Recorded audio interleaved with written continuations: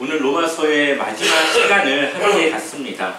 오늘은 로마서 14장과 15장을 통하여서 로마 교회에 어떤 문제가 있었고 그 문제를 어떻게 해결했는지, 또 우리는 그 문제를 어떻게 받아들여야 되는지를 함께 나누고자 합니다. 우리는 로마서를 통하여서 복음은 무엇인지, 또 복음이 어떻게 이방인에게 들어오게 되었는지, 또 이방인에게 들어오기까지 하나님이 얼마나 신실하게 이스라엘을 지키시고 그들과 함께 하셨는지, 그러한 여러 가지 시각적인 논리들에 대해서 함께 말씀을 나눴습니다. 또한 12장부터는 우리 변화된 그리스도인의 삶이 어떠해야 되는지, 그래서 우리가 거룩한 산 제물로 영적 예배를 드리는 삶을 살아야 되고, 우리가 하나님 앞에 거룩한 산 제물로 드려질 때에 우리는 이 세대를 본받지 않는 마음과 생각이 변화된 그런 하나님의 뜻을 따라 살아가는 그리스도인으로 살아갈 수 있음을 함께 나눴습니다. 그리고 오늘 바울은 이 14장, 15장을 통하여서 로마 교회 안에 있는 문제들에 대해서 다루기 시작합니다. 이 교회에서 나오는 이러한 문제들이 우리와 별개의 문제들이 아닙니다. 우리도 고민해야 되고 충분히 우리에게도 동일한 문제들이 일어날 수 있는 그러한 문제들인 거죠. 그래서 오늘 함께 우리 교회가 앞으로 이러한 문제들을 어떻게 대처해야 되는지를 함께 나누고 그 지혜를 나누고자 합니다. 우리가 로마서를 처음 설교를 할 때에 이 로마 교회가 어떻게 생겨나게 됐는지에 대해서 말씀을 드렸습니다. 다시 한번 말씀을 드리면은 사도행전 2장에서 예수님의 제자들이 기도하는 중에 성령의 임재가 있었고, 그리고 그들은 밖으로 나아가서 복음을 광장에 나가 전하게 됩니다. 그때 예루살렘의 그 행사를 위해서 수많은 유대인들이 모여 있었는데, 그 사람들 중에는 로마에 살고 있는 유대인들 중에 예루살렘을 방문했던 사람들도 있었던 것이죠. 그래서 그들이 복음을 듣고 로마에 가서 교회를 세우게 됩니다. 그때는 유대인들이 많았고 이방인들은 적었습니다. 근데 황제의 명령에 유대인들이 로마를 떠나게 되었다가 몇 년 후에 다시 로마로 돌아오게 됩니다. 그런데 와보니까 그때는 유대인들이 많았는데 그 몇 년의 사이에 이방인 그리스도인들이 더 많아지게 된 거죠. 그러면서 이제는 유대인들은 소수의 그룹이 되고 이방인 그리스도인들은 다수의 그룹이 되어지게 됩니다. 근데 이러한 상황 속에서 서로 다른 의견들의 충돌과 교회의 문제들이 생겨나게 됩니다. 유대인 그리스도인들이 먹는 것에 대해서 고기는 먹지 않고 채소만 먹었기 때문이죠. 우리 한번 로마서 14장 2절을 같이 읽어보겠습니다. 같이 읽겠습니다. 어떤 사람은 모든 것을 먹을 만한 믿음이 있고 믿음이 연약한 자는 채소만 먹느니라. 아멘. 왜 유대인들은 채소만 먹었을까요? 여기서 믿음이 연약한 자들이라고 하는 것은 아마 그 로마 교회 안에 있는 대부분의 유대인 그리스도인들을 말하는 것입니다. 그들은 채소만 먹었는데 그 이유는 고기에 대해서 믿지 못했기 때문입니다. 유대인들은 태어나면서부터 무엇을 배웠을까요? 율법을 배웠겠죠. 이들이 지금은 그리스도인이 되었다고는 하지만 태어나면서부터 배워왔던, 거의 세뇌되듯이 그렇게 배워왔던 그러한 율법에 대해서 그들이 버리거나 그것을 어기는 것은 쉽지 않았을 겁니다. 그래서 이들의 식습관에 있어서 이 고기를 먹는데 이 구약의 율법에 따른, 정결법에 따른 그러한 손질을 한 그런 고기를 그들은 먹어야만 한다라고 생각을 했던 것이죠. 그래서 이들은 그러한 고기를 먹어야 되는데 지금 이들이 사는 곳은 어디입니까? 이방 지역이죠, 로마. 그런데 그들이 원하는 고기가 아마 거의 없었을 겁니다. 그때 당시 시장에서 내다 파는 고기들의 많은 부분은 이방신들에게 들어진 고기였고, 이방신들에게 들어진 수많은 고기들이 그 안에서 소화할 수 없으니까 또 정육점으로 싸게 이제 팔면서 그런 고기들이 시중에 나와 있었던 것이죠. 또한 이 유대인들은 고기를 먹을 때에 피를 다 뺀 고기를 먹어야 되는데 피를 뺀 고기도 그들이 빼는 방법이 있습니다. 그 방법을 따라 피를 빼야지만 그 고기를 정결하게 생각하는 것이죠. 또한 다른 부정한 것을 건드렸던 칼로 이 고기를 건드렸을 때는 이 고기가 부정하게 된다라고 생각을 합니다. 그러니 이 유대인들이 이 고기가 어디서 나온 고기인지 믿지를 못하는 거죠.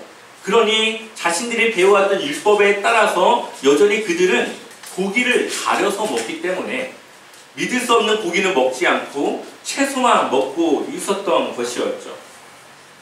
그런데 이것은 로마 교회에 있는 교인들뿐만 아니라 아마 그때 당시에 대부분 이방 지역에 사는 많은 그리스도인들, 그 많은 유대인들의 문제였던 걸로 보입니다. 왜냐하면 성경의 곳곳에는 그러한 고기들에 대한 문제들을 다루고 있기 때문이죠. 그러한 이유에서 이 유대인들은 고기를 먹지 않고 채소만 먹게 되었습니다. 근데 그러한 유대인들의 모습들이 이방인들이 볼 때는 조금 이해가 안 되는 거죠. 우리 한번 다시 2절을 읽어볼까요? 다시 한번 2절 읽어보겠습니다. 어떤 사람은 모든 것을 먹을 만한 믿음이 있고 믿음이 약한 자는 채소만 먹느니라. 아멘. 2절에 보면 어떤 사람들은 모든 것을 먹는다고 그러죠. 고기도 먹고 채소도 먹고 먹는 거에 있어서 가리지 않습니다. 아마 이들은 그 교회, 로마 교회 안에 있는 대부분의 이방인 그리스도인들이었을 겁니다. 이들은 율법과는 거의 상관없는 이들이기 때문에 내가 믿음으로 구원받았는데 먹는 게 무슨 문제가 있어? 이러한 생각으로 먹을 걸 다 먹는 거죠. 반면에 이제 유대인들은 이 먹는 것에 대한 거리낌이 있었고 고기는 먹지 않고 이제 채소만 먹게 되었습니다. 근데 이게 이 교회 안에 큰 문제가 됩니다. 우리 한번 로마서 14장 3절을 읽어보겠습니다. 함께 읽겠습니다.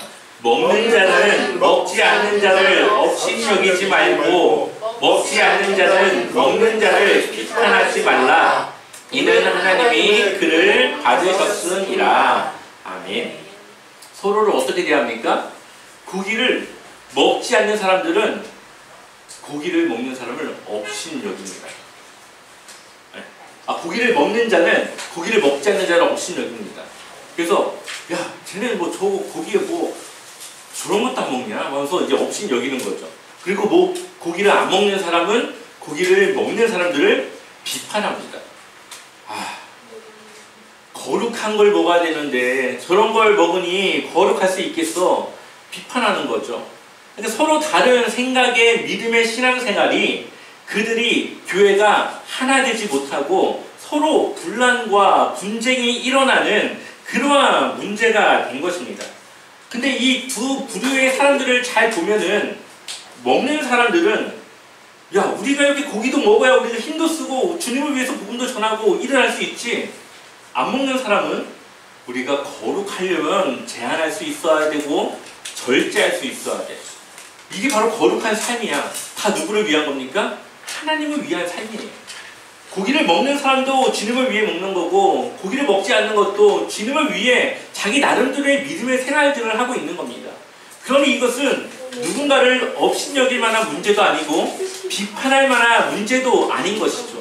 근데 이들은 어떻게 합니까? 지금 그 문제로 다투고 분쟁이 일어나고 있는 상황이라는 것이죠. 우리는 다시 한번 이 로마 교회 안에 있었던 문제들을 돌아보면 이들의 바울은 크게 세 가지를 말합니다.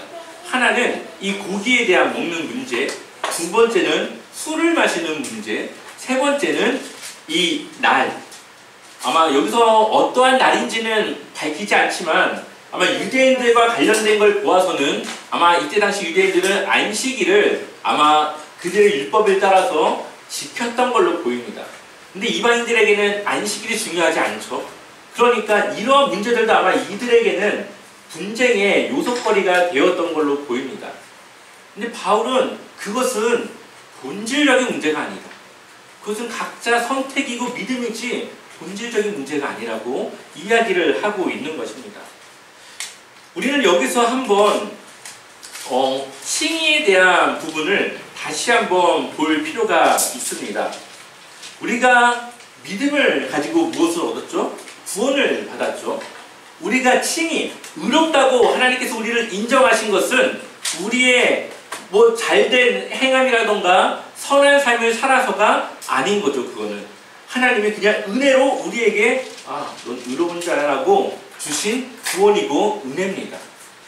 그러니 이들이 고기를 먹든 아니면은 뭐 안식일을 지키든 또는 이들이 이 당시에는 뭐 포도주 같은 거를 흔히 마셨으니까요. 술을 마시는 것이든 믿음 구원을 받는 것과 연관이 있습니까? 없습니까? 없는 문제죠. 여기서 모든 그리스도인들은 분명히 믿음으로 구원을 받은 그리스도인들이고 그 믿음을 따라 지금 각자 나름대로 열심히 살아가고 있는 그러한 와중의 사람들입니다.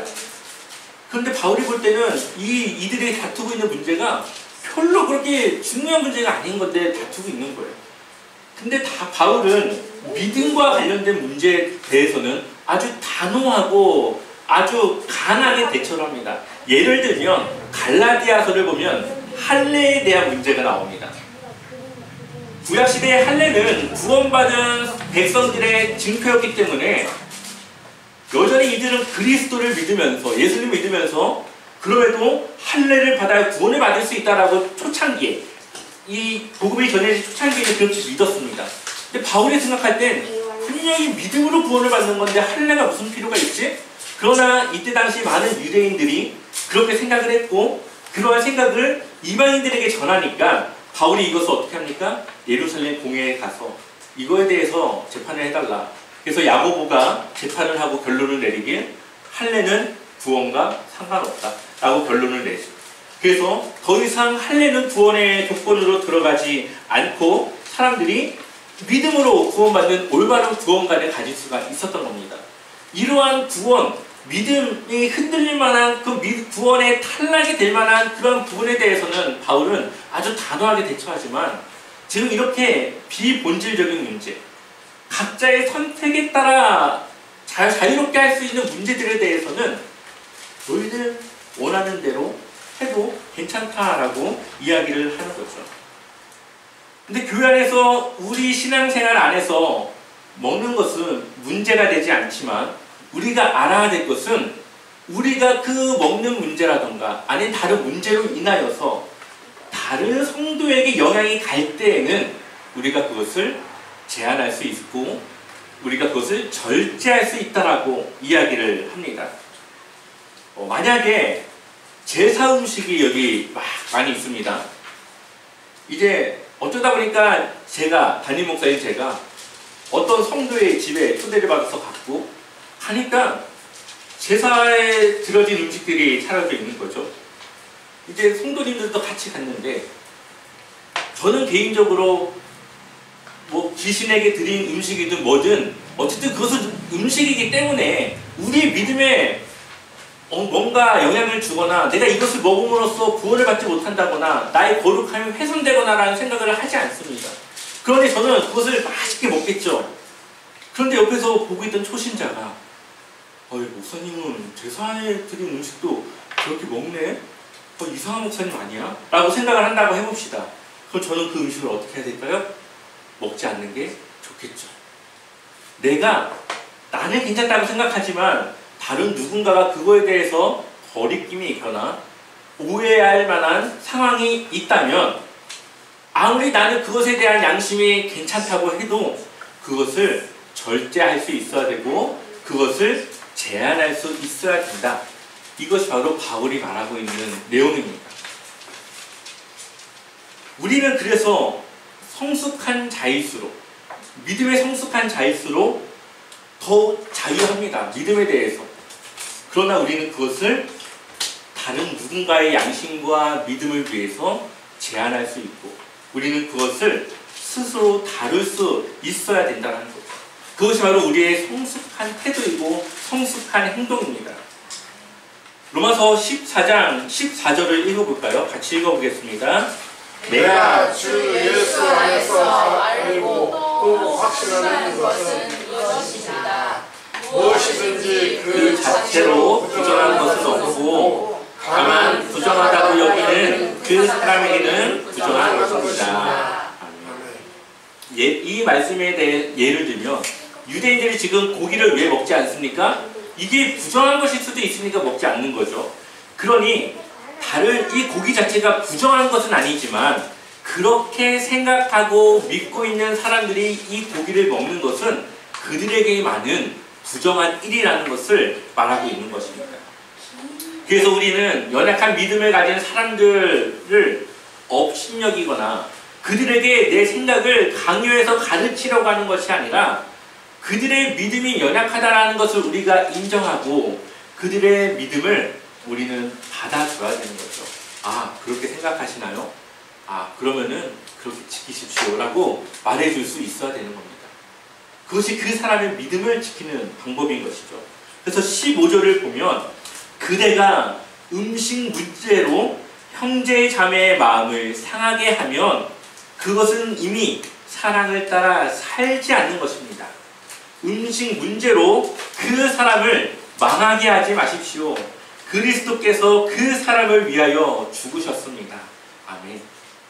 지금 이 사람의 믿음은 연약하기 때문에 고기를 먹지 않는 것이 자기한테는 중요한 믿음의 신앙의 요소라고 생각을 하고 있는데 그것을 너무 연약하다고 그거는 정말 잘못된 생각이라고 이야기하면서 그 사람에게 이야기했을 때에 그 사람의 믿음이 다쳐서 아, 나 교회 못 나갈 것 같아.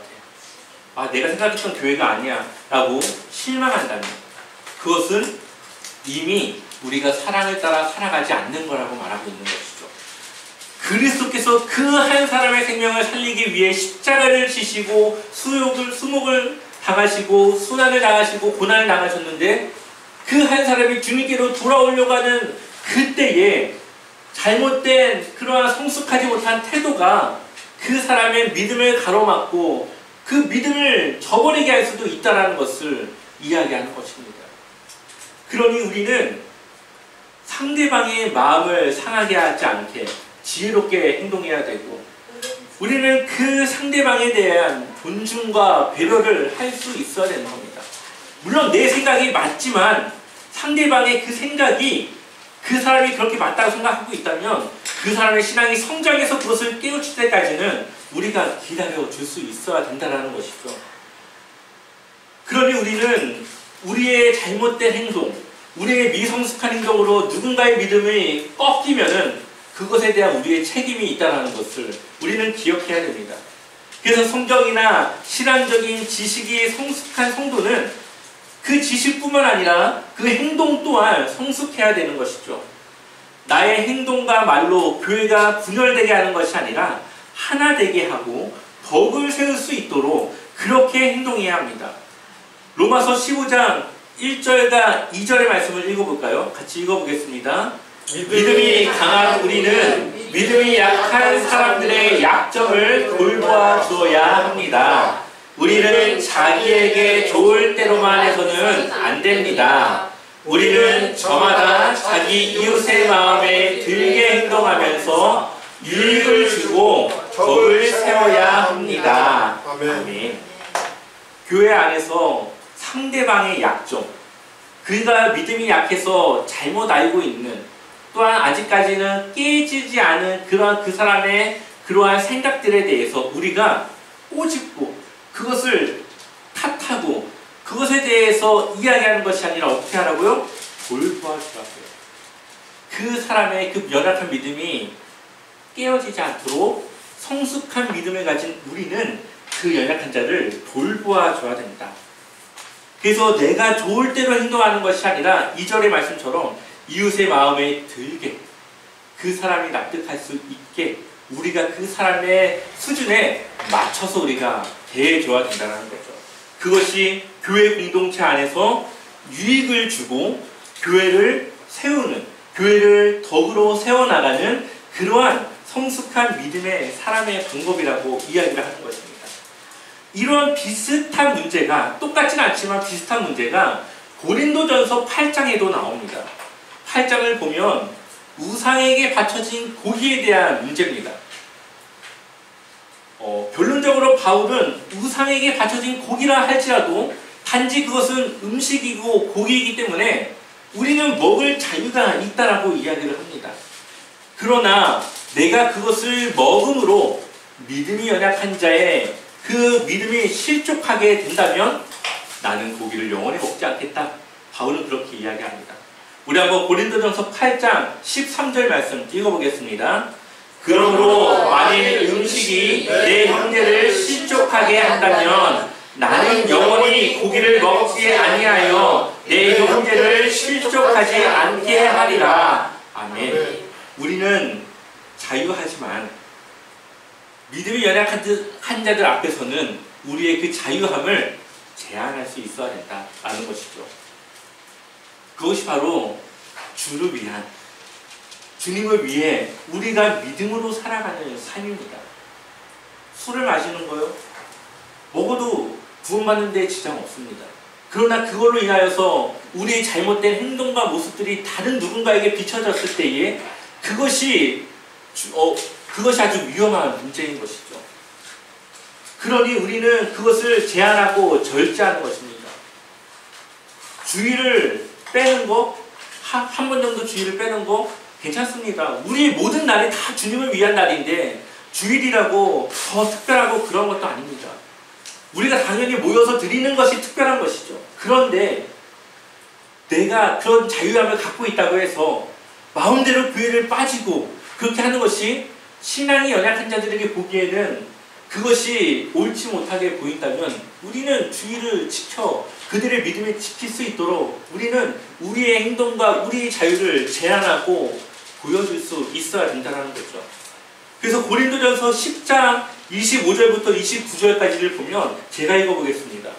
무릇 시장에서 파는 것은 양심을 위하여 묻지 말고 먹으라. 그러니까 이것이 우상에게 재물에 바쳐진 재물일 수도 있으니까 그냥 먹으라는 거죠. 양심에 따라서. 이는 땅과 거기 충만한 것이 주의 것입니다. 모든 것이 다 주님의 것이니까 먹어도 괜찮다는 겁니다. 그런데 불신자 중 누가 너희를 청할 때에 너희가 가고자 하거든 너희 앞에 차려놓은 것은 무엇이든지 양심을 위하여 묻지 말고 먹으라.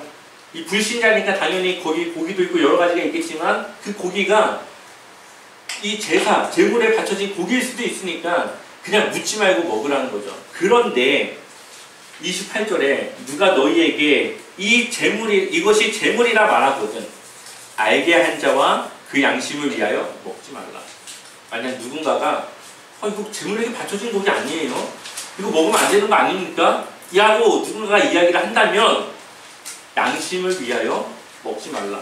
아마 고기 외에 다른 걸 먹던가 해야 되겠죠. 고기를 빼고 그 양심에 꺼내끼지 않는 다른 음식들로 먹어야 될 겁니다. 근데 그 양심이 누구의 양심이냐? 29절을 함께 읽어보겠습니다. 내가 말한 양심은 너희의 것이 아니요 남의 것이니 어찌하여 내 자유가 남의 양심으로 말미암아 판단을 받으리요. 내 양심은 괜찮은데 다른 누군가의 양심이 다치거나 그 믿음이 흔들릴 수 있으니까 먹지 말라는 겁니다. 그러니까 우리는 우리의 자유함을 늘 누리고 살아가야 되지만 신앙의 연약한 자들을 위해서는 또 우리가 그들의 믿음을 지켜주기 위해서는 때로는 그 자유함을 제한할 수 있어야 된다라고 이야기를 하는 것이죠. 이것은 나를 위한 삶이 아닙니다. 주님을 위한 삶이 되는 거죠. 그래서 우리가 이렇게 절제하고 제한하고 살아가는 것이 바로 주님을 위한 믿음의 삶이라는 것입니다. 믿음이 연약한 자들이 고기를 먹지 않는 것은 하나님을 위해 절제하는 것이고 믿음이 강한 자들이 고기를 먹는 것도 하나님을 위해 고기를 먹는 것입니다. 그러니 구원받은 성도들의 삶은 온전히 내가 믿는 그 주님을 위해 우리가 살아가며 그렇게 행동하는 삶으로 나아가야 되는 것이죠. 그래서 로마서 14장 6절, 7절, 8절 같이 읽어볼까요? 함께 읽어보겠습니다. 나를 중히 여기는 자도 주를 위하여 중히 여기고 먹는 자도 주를 위하여 먹으니 이는 하나님께 감사하며 먹지 않는 자도 주를 위하여 먹지 아니하며 하나님께 감사하느니라. 우리 중에 누구든지 자기를 위하여 사는 자가 없고 자기를 위하여 죽는 자도 없도다. 우리가 살아도 주를 위하여 살고 죽어도 주를 위하여 죽나니 그러므로 사나 죽으나 우리가 주의 것이로다. 아멘. 우리는 다 주님을 위해 하는 겁니다. 여러분들 각자 다 생활의 모습이 다르지만 그 안에는 내가 어떻게 하면 주님을 위해 최고의 오늘 좋은 하루를 살아갈까를 고민하며 행동하는 것 아닙니까? 그러니 그 모든 것이 다 주님을 위한 것이니까 우리는 고기를 먹든 먹지 않든 모든 것에 감사하며 주님을 위해 우리의 믿음을 드리며 살아가는 것이 옳다라는 거죠. 성경을 보면 이것이 선한 것인지 악한 것인지 딱 구별해 놓지 않은 문제들이 있습니다. 그것을 헬라어로는 아디아 호라라고 이야기를 합니다. 우리의 선택에 맡겨진 것이죠. 아까 그런 고기도 그렇고요. 아니면 다른 지금 우리가 실생활에서 사용하고 있는 여러 가지 일들도 그렇습니다. 제가 두 가지 정도 예를 한번 들어볼 텐데요. 한 가지는 예전에 있었던 우리의 문제였고 또 한 가지는 지금 우리가 한번 고민해 봐야 될 문제입니다. 하나는 예전에 우리 주일 예배, 저녁에 예배를 드렸었죠. 그것이 다 맞다라고 그렇게 생각을 했습니다. 근데 요즘은 저녁 예배 드립니까? 안 드립니까? 거의 안 드리죠. 다 오후 예배를 드리고 있습니다. 예전이야 농사를 지으니까 주일에 농사를 쉴 수가 없으니까 낮에 잠깐 예배 드리고 나가서 농사를 하다가 해가 지면 들어오니까 그때 이제 예배가 드려지게 된 것이죠. 그래서 저녁에 농사를 짓는 분들을 위해서 그들을 배려하는 차원에서 저녁에 예배를 드렸습니다. 근데 요즘은 누가 농사를 많이 짓지 않습니까? 다 이제 직장 생활을 하고 있고. 그러니 이 직장 생활을 하시는 분들은 이 주일이 얼마나 이게 쉬어야 되는 날입니까?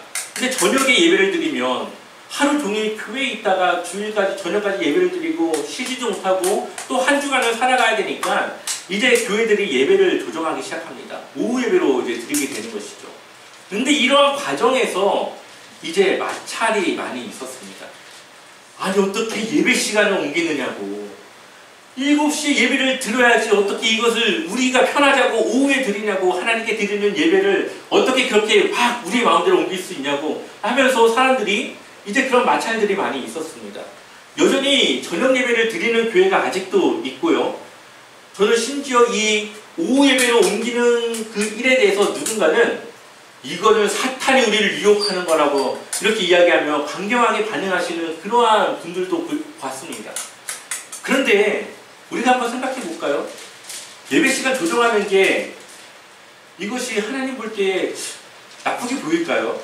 우리가 한 명이라도 더 예배를 많이 드리기 위해서 예배를 조정하고 하는 것이 나쁜 일은 아니지 않습니까?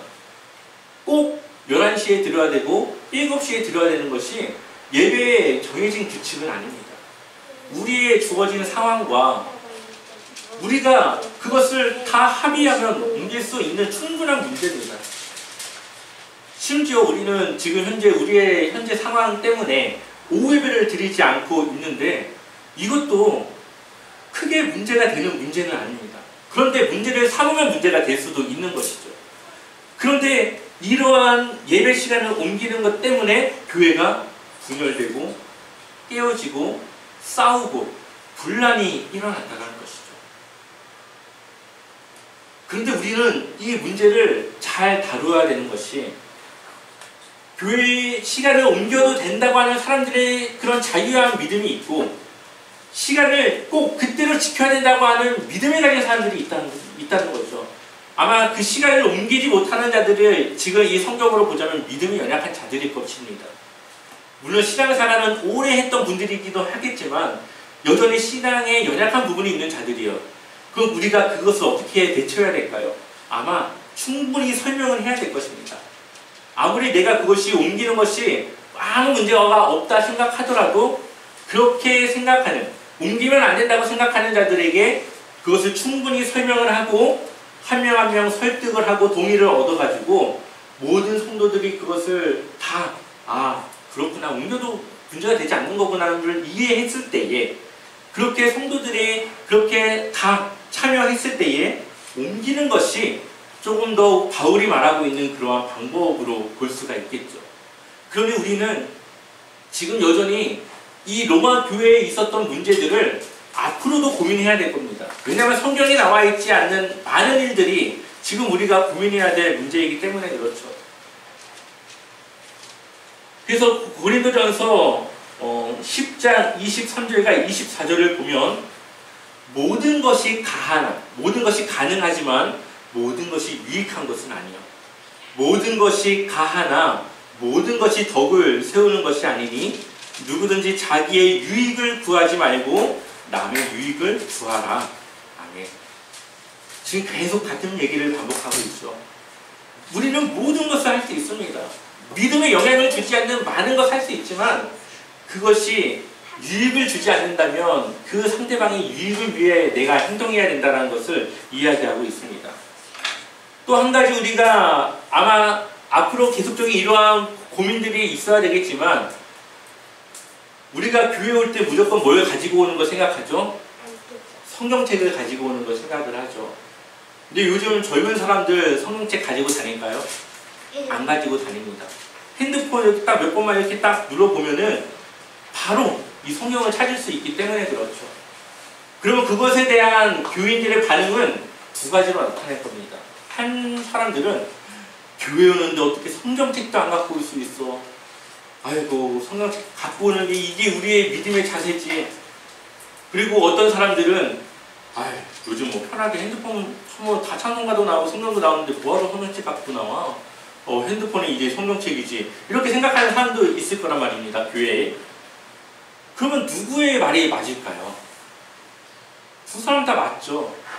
성경을 챙겨 나오는 것은 우리가 준비된 예배의 자세로서 볼 수가 있는 거고, 또 우리에게는 핸드폰이라고 하는 좋은, 또 성경을 볼 수 있는 좋은 도구와 수단이 생겼으니까 그것을 활용하는 것도 맞을 겁니다.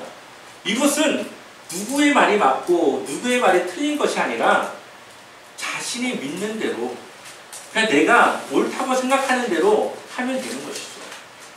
이것이 요즘 많은 교회에 기존 세대와 다음 세대의 갈등과 이러한 분열의 요소가 되고 있습니다. 생각해보면은 아무것도 아니에요. 핸드폰으로 성경을 보든 이걸로 보든 똑같이 하나님의 말씀을 보는 것입니다. 하나님은 그것을 우리에게 뭐라 하지 않을 겁니다. 그런데 내 생각이 그러게 동의하지 않으니까 그 사람을 업신여기고 내가 그 사람의 생각을 판단하게 되는 것이죠. 우리는 이러한 비본질적인 문제에 대해서 서로의 생각을 돌보아주고 배려하고 존중할 수 있어야 됩니다. 아마 앞으로 이러한 문제들은 앞으로 지속적으로 나올 겁니다. 우리는 그러한 문제에 대해서 내가 어떻게 행동해야 되는가를 우리는 잘 고민하고 행동해야 되는 것이죠. 그 외에도 만약에 우리 교회에 문화가 다른 외국인 신자가 온다든지 아니면 이슬람 문화권에 있는 그 신자들이 온다든지 했을 때에 그 사람들이 할랄 푸드를 먹는 것에 대해서 우리는 업신여기고 비판하는 것이 아니라 그 사람의 생각을 존중해 줄 수 있어야 되죠. 그 사람이 믿음을 갖고 구원의 확신을 갖고 있는 성도라고 한다면 우리는 그 사람의 그러한 습관과 문화를 존중해 줄 수 있어야 될 것입니다. 교회는 사랑이 있어야 되고 그 사랑으로 하나 될 수 있습니다. 우리는 그 사랑으로 덕을 세웁니다. 로마서 15장 6절을 보면은 함께 읽어볼까요? 한 마음과 한 입으로 하나님 곧 우리 주 예수 그리스도의 아버지께 영광을 돌리게 하려 하노라. 아멘. 우리는 한 입과 한 마음으로 우리 주 예수 그리스도의 아버지 되신 하나님께 영광을 돌려야 되는 것이죠. 그것은 우리의 노력도 필요하지만 성령 하나님께서 우리를 인도해 주셔야 됩니다. 그래서 늘 성령이 주시는 그 마음으로 우리가 살아가야 되고 교회에서 그렇게 행동해야 되는 것이죠. 교회는 다양한 사람들이 모였습니다. 남자, 여자, 나이가 많으신 분, 적은 사람, 또한 학력과 또 재산의 수준도 다 다르고요. 또 자라온 환경도 다 다른 그 사람들이 오직 한 분 하나님, 한 분 예수 그리스도를 믿는 믿음으로 모인 공동체입니다. 그러니 우리가 그 믿음이 단단하다면, 그 믿음이 서로 다르지 않다면 그 외의 다른 부분들은 서로 존중하고 배려할 수 있어야 된다는 거죠. 저는 우리 교회가 그런 교회가 되었으면 좋겠습니다. 서로의 다름을 인정하고 그 상대방의 믿음을 돌보아 줄 수 있는 그러한 믿음의 성숙함을 갖춘 성도들이 모인 교회가 되었으면 좋겠습니다. 이제 우리의 삶은 우리의 것이 아니라 우리 구원하여 주신 하나님을 위하여 삶으로 살아가고 있습니다. 그 하나님을 기쁘게 해드리는 그 삶이 우리가 살아가야 되는 삶이겠죠. 그 기쁨이 무엇인지를 우리가 날마다 고민하며 그렇게 주님을 위한 삶을 살아가시기를, 주님을 위한 믿음의 삶을 나아가시기를 주님의 이름으로 간절히 축원합니다.